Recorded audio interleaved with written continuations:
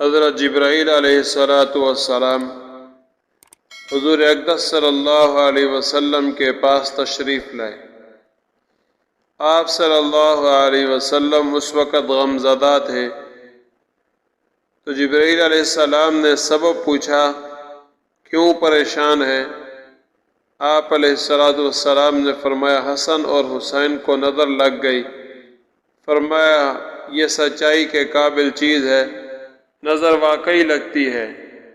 آپ نے یہ کلمات پڑھ کر انہیں پناہ میں کیوں نہ دے دیا؟ حضور صلی اللہ علیہ وسلم نے پوچھا، وہ کلمات کیا ہیں؟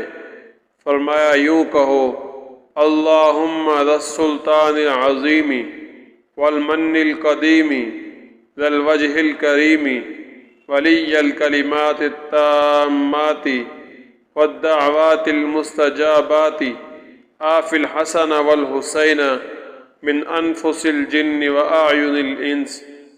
حضور صلی اللہ علیہ وسلم نے یہ دعا پڑھی، وہیں دونوں بچے اٹھ کھڑے ہوئے اور آپ صلی اللہ علیہ وسلم کے سامنے کھیلنے کودنے لگے۔